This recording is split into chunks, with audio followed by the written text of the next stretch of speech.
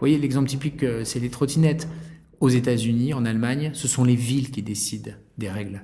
Ça a été beaucoup plus rapide. Nous, pour réguler, on est obligé d'attendre une loi. Et une loi, dans notre pays, entre le moment où elle est discutée, le moment où elle est votée et ensuite promulguée, c'est-à-dire qu'on dispose des textes pour l'appliquer, il faut plutôt 1 an et demi, 2 ans minimum. Et ça, c'est le calendrier court.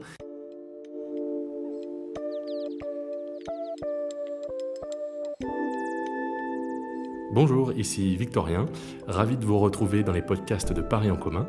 Dans ce nouvel épisode, nous allons parler des questions qui fâchent, des trottinettes, de la propreté, des rats, mais aussi de la délinquance et de la sécurité dans les rues de Paris. Je reçois aujourd'hui Emmanuel Grégoire, premier adjoint à la maire de Paris. Bonjour. Bonjour. Alors moi j'ai 29 ans, quand je vois une trottinette en plein milieu du trottoir, je me dis bon, c'est un peu gonflé, mais en final je l'enjambe. Mais je me dis que si j'avais eu une poussette ou peut-être même un déambulateur, là je me dis j'aurais été franchement agacé. Qu'est-ce que fait la ville de Paris pour réguler ces fameuses trottinettes dont tout le monde parle ? Alors, ces trottinettes, c'est un bon exemple des choses que nous devons gérer quand on est en responsabilité dans une ville. C'est que ça a des bons côtés, ça a des mauvais côtés, et il faut essayer de trouver des points d'équilibre. Peut-être rappeler aussi les bons côtés sur les trottinettes d'abord, c'est que s'il y en a tant, c'est que ça fonctionne bien, parce que les gens les utilisent, c'est devenu un élément du mix mobilité intéressant, beaucoup de jeunes les utilisent, beaucoup de touristes. Et ça pose par ailleurs des problèmes qui nous agacent profondément, qui sont liés à deux choses. La première, à la circulation de ces engins, parce qu'on voit des comportements qui sont dangereux pour les utilisateurs et dangereux pour les autres piétons principalement, et en particulier on pense aux plus fragiles, les personnes âgées, les enfants en bas âge, etc. Et le deuxième, c'est le stationnement et le fait que des usagers franchement souvent indélicats, les abandonnent en plein milieu de la rue, alors que Paris est une ville dont l'histoire urbaine fait que c'est une ville dense, avec des rues finalement assez étroites, où on doit faire cohabiter plein de choses. Et comme on a fait, ça a été compliqué parce que ces dispositifs innovants n'existe pas en droit, et donc il a fallu attendre une loi qui est venue préciser l'existence juridique de ces engins de façon à nous donner des armes un peu plus solides pour réguler. Avec une philosophie simple, ces trottinettes doivent rouler dans des conditions de sécurité, c'est-à-dire chaussées ou pistes cyclables, aucunement sur les trottoirs, et ils ne doivent pas pouvoir stationner où ils veulent sur les trottoirs. Et nous avons des services publics municipaux qui sont désormais missionnés pour les ramasser quand elles sont mal garées. Mais c'est aussi d'abord, comme souvent dans les problèmes de régulation d'espace public, un problème de comportement, un problème d'éducation, un problème de ce que j'appelle le contrôle social. C'est-à-dire, d'une certaine manière, les bonnes règles en société, c'est quand on se les fait respecter les uns les autres. Et c'est ça la clé pour une vie urbaine harmonieuse. Je voudrais qu'on parle d'un autre sujet qui préoccupe les Parisiens, c'est la propreté dans nos rues. Alors, instinctivement, quand on parle de Paris, on se dit, bon, Paris c'est une grande ville, on est dans un pays développé, on se dit, la question ne doit pas être si difficile à régler de rendre les villes propres. Comment ça se fait que ça soit si complexe ? C'est complexe parce que c'est un éternel recommencement. C'est comme la chambre ou le salon, vous le rangez et si quelqu'un le remet en désordre dans l'instant, vous avez la désagréable impression de devoir recommencer. Le problème, c'est qu'à Paris, beaucoup d'éléments concourent à salir la ville et à la ressalir très vite. Le premier, c'est le fait que c'est une grande ville très attractive avec beaucoup de monde. Et donc, il y a une corrélation toujours entre la fréquentation et la production de déchets. Le deuxième est un sujet plus comportemental. Et pour ça, on a une comparaison qui est assez instructive, qui est le cas de Tokyo. Tokyo, les gens qui vont à Tokyo reviennent en vous disant, et c'est vrai, j'y suis allé plusieurs fois, c'est propre. Oui, mais parce que, le contrôle social y est extrêmement puissant. C'est inconcevable dans la culture japonaise de jeter ces détritus dans la rue, à tel point, et c'est d'ailleurs la recommandation que la gouverneure de Tokyo avait fait à Anne Hidalgo quand elle s'était rendue visite. Elle dit, comment tu fais pour avoir une ville aussi propre ? Elle dit, mais c'est très simple, j'ai supprimé les poubelles. Il n'y a pas de poubelles dans les rues de Tokyo, et les déchets sont considérés comme des biens personnels et ils sont ramenés à domicile. Ça démontre que culturellement, on n'a pas du tout la même relation à l'espace public, la relation aux autres. Et incontestablement, et souvent Anne Hidalgo y fait référence et elle a raison de le faire, nous avons un problème comportemental. Il n'est pas obligé de faire la fête dans l'espace public ou de pique-niquer dans un jardin et d'y laisser les déchets quand on repart. Or, c'est un comportement qui est massivement observé à Paris et pas que par les touristes. Et donc, c'est vraiment un sujet sur lequel il faut travailler. On travaille sur 3 axes très importants. La première, c'est la mobilisation des moyens humains, financiers, mécaniques pour nettoyer les rues. La deuxième, c'est la lutte contre les incivilités, c'est-à-dire verbaliser les comportements qui sont pas normaux, c'est-à-dire c'est pas normal d'uriner dans la rue. Alors, il y a beaucoup de gens qui le font. C'est pas normal de ne pas jeter ses poubelles à l'endroit adéquat. Et il faut que chacun prenne conscience que c'est le cumul de petites incivilités qui crée de gros problèmes. L'exemple typique, c'est je descends le matin pour aller au boulot, je suis un peu en retard, donc au lieu d'aller mettre mon sac poubelle dans le local à poubelle prévu à cet effet, je le mets dans la corbeille de rue qui est à proximité. J'imagine que ça doit éveiller des références personnelles pour beaucoup de gens qui écoutent ce podcast. Peut-être même m'est-il arrivé de le faire quand j'étais jeune. Il faut comprendre qu'il suffit qu'il y ait 3 personnes qui fassent ça pour que la poubelle de rue soit pleine.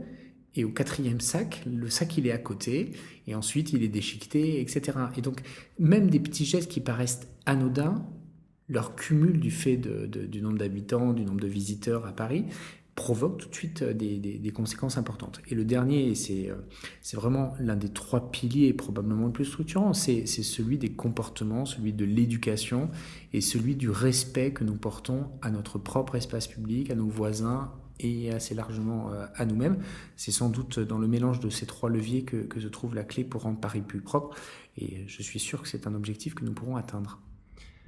Alors, autre sujet lié à la propreté, les rats. Alors, les rats, c'est terrible parce que moi, je vois autour de moi, il y a des gens déjà qui en ont peur. Et puis, on se dit, Paris, il y a des rats, c'est une ville sable. Et là, pareil, on se demande, mais pourquoi est-ce qu'on n'arrive pas à venir à bout des rats ? Alors, d'abord, les rats, c'est pas sale. Et les rats, il y en a dans toutes les villes du monde. Et il y en a toujours eu à Paris. Et d'ailleurs, même si on en voit beaucoup plus dans l'espace public, en réalité, les populations de rats sont assez stables dans les grandes villes. Donc la question, c'est pourquoi les rats sont dans l'espace public alors qu'on les voyait bien ? Pour plusieurs raisons assez complexes, mais qui, cumulées les unes les autres, ont créé un nouveau phénomène de concentration de rongeurs, pas que des rats, dans l'espace public. Le premier, c'est que l'habitat naturel du rat en milieu urbain, c'est les sous-sols, c'est les égouts. Il faut savoir que le rat est un animal très intelligent mais très craintif, et donc il se cache normalement. Et on ne les voit pas, parce que d'habitude, ils sont dans les souterrains des villes, etc. Or, Paris est une ville dans laquelle il y a beaucoup de chantiers, notamment de réhabilitation, de construction d'immeubles, etc. Et quand on voit un rat dans l'espace public, c'est souvent un rat qui a été délogé de son habitat naturel. Et donc, on constate que dans les endroits où il y a eu des gros chantiers, quand je parle de gros chantiers, je ne parle pas de chantiers de voirie, on parle des fondations d'immeubles, on parle des constructions de métro, etc. Il y a beaucoup de gros chantiers de cette nature. Eh bien, les rats sont obligés de se déplacer, etc. Le deuxième facteur qui y concourt, c'est la végétalisation de l'espace public, parce que là aussi c'est renvoyé à une question assez fondamentale de biodiversité, mais l'habitat naturel d'un rat, ce n'est pas un égout, c'est un terrier, c'est un rongeur, il creuse un terrier, et donc plus vous lui mettez de la terre, plus il creuse et il crée des galeries. On a le problème avec les rats, on a le problème avec d'autres animaux plus sympathiques, mieux acceptés socialement, mais c'est les lapins, etc. Beaucoup d'infrastructures à Paris et ailleurs, des problèmes avec les rongeurs en général.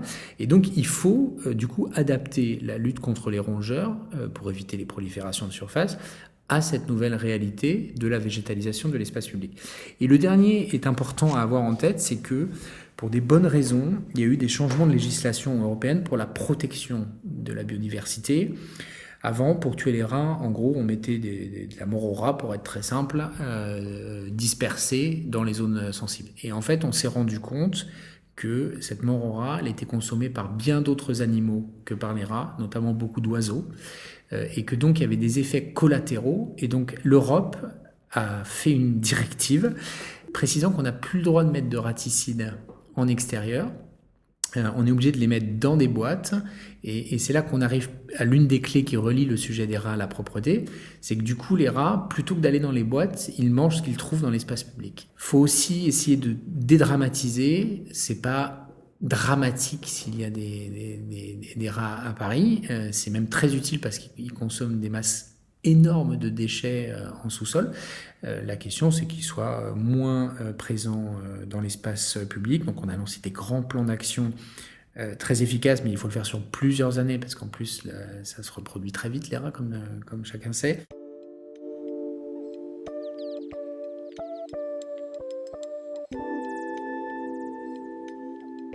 Alors, on lit dans les journaux, et c'est particulièrement perceptible dans certains quartiers, que la délinquance à Paris s'est aggravée ces derniers mois. Alors, on nous parle de chiffres à la hausse assez impressionnants. On nous dit, par exemple, plus 13,5% de violences physiques entre 2018 et 2019, plus 15% d'atteintes aux biens sur la même période, donc c'est des cambriolages, des vols à la tire, de motos, de scooters, etc. Et là, on se dit, mais qu'est-ce qui se passe à Paris en ce moment ? Il faut être prudent sur les chiffres de la délinquance, mais effectivement, on a observé une recrudescence importante, et surtout en particulier dans certains quartiers de Paris, qui sont déjà soumis d'ailleurs à de fortes tensions. Selon une théorie assez simple et assez bien documentée, c'est que vous mettez moins de policiers, il y a plus de voleurs, et quand les policiers reviennent, il y a moins de voleurs. Nous avons observé d'abord et dénoncé une baisse de la présence des policiers dans l'espace public. C'est désormais extrêmement rare de rencontrer une maraude de la police nationale dans l'espace public à Paris. Pourquoi ? Pour deux raisons. L'une qu'on peut comprendre, et c'est l'une des raisons clés pour lesquelles nous avons évolué sur notre doctrine de sécurité publique concernant la police municipale, c'est que les attentats de 2015 ont eu un impact évidemment énorme dans la doctrine de sécurité publique, et à raison, parce que la répétition d'événements dramatiques et le maintien d'un très haut niveau de risque, malheureusement des faits divers, nous le rappelle fréquemment, et heureusement que les forces de police sont mobilisées pour lutter contre, ont détourné en réalité la police nationale de ses missions de police de proximité.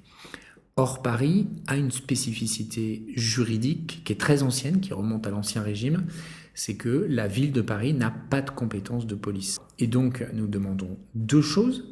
Nous demandons, un, à ce que la police nationale remobilise des moyens pour mettre des hommes dans l'espace public, dans notamment les zones les plus tendues.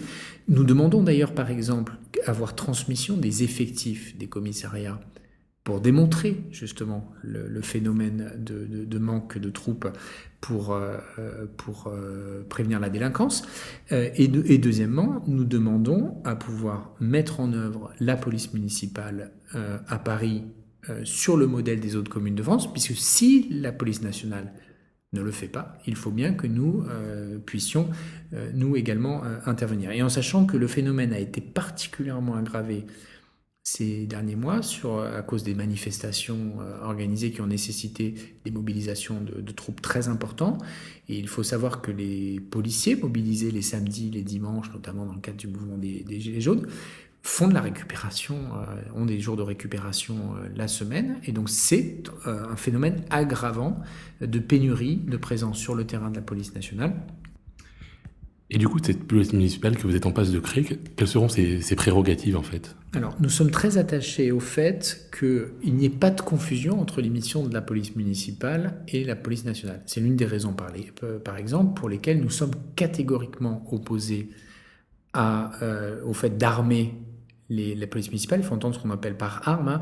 Les policiers, les agents municipaux, ils sont armés. Ils ont un tonfa ou des gaz lacrymogènes. Là, on parle bien d'armes létales, donc en l'occurrence des armes de poing. Nous sommes opposés à ça parce que nous pensons que ça crée de la confusion de mission entre ce qui relève de la police municipale et de la police nationale. Deuxièmement, ça coûte extrêmement cher à mettre en place parce que les agents, pour pouvoir porter une arme, doivent faire beaucoup de qualifications, etc. Et c'est du temps en moins pour le terrain. Et puis l'achat des armes, la logistique des armes est extrêmement complexe. Et enfin, nous pensons que ça ne sert à rien du point de vue opérationnel. Je dis toujours, s'il y a un cas dans les 40 dernières années où le fait qu'un agent municipal soit armé avait démontré son utilité, on le saurait. Ce n'est pas le cas. Et donc l'argument de ceux qui plaident pour sont un argument de dissuasion ou de rapport de force symbolique. Je suis désolé, quand vous avez une bande de jeunes qui fait le bazar en bas d'un immeuble, il faut aller faire stopper ça. On ne le fait pas avec un revolver, donc ça n'a aucun intérêt. Et donc on va mettre en place cette police municipale à Paris qui permettra de compléter la police nationale en luttant contre les incivilités, contre les nuisances de proximité, contre notamment les comportements qui concourent à perturber l'espace public, les gens qui ne respectent pas les critères de propreté, les gens qui urinent dans la voie publique, ça peut être aussi des commerçants indélicats, la question du bruit des commerces, la question des conflits de voisinage, etc. C'est finalement un peu étonnant que ce soit la gauche qui propose une nouvelle police. Oui et non. Moi, alors, je suis très à l'aise avec le sujet. Pourquoi ? Comme je te dis souvent, d'ailleurs, à nos partenaires de la majorité qui ont émis quelques réserves sur le sujet, il y a des maires il n'y a qu'à Paris où il n'y a pas de police municipale. Partout ailleurs en France. Ah oui, c'est intéressant de savoir comment se débrouillent les autres villes. Bien sûr, moi je dis, les maires écologistes, les maires communistes, ils n'ont pas renoncé à avoir des polices municipales, ils ont même plutôt tendance à les développer. Tout simplement parce que c'est un sujet de répartition des compétences. Nous, c'est vrai qu'historiquement, nous étions contre la police municipale. Nous étions contre parce que ce qu'on observe dans les cas où il y a des polices municipales, c'est que l'État a profité généralement du fait que les municipalités ont mis plus de moyens sur leur police municipale pour diminuer des moyens. Et nous, on a toujours dit, c'est à l'État d'assurer la sécurité. Si on met des moyens, ça doit être des moyens en plus, avec des résultats en plus pour les Parisiens.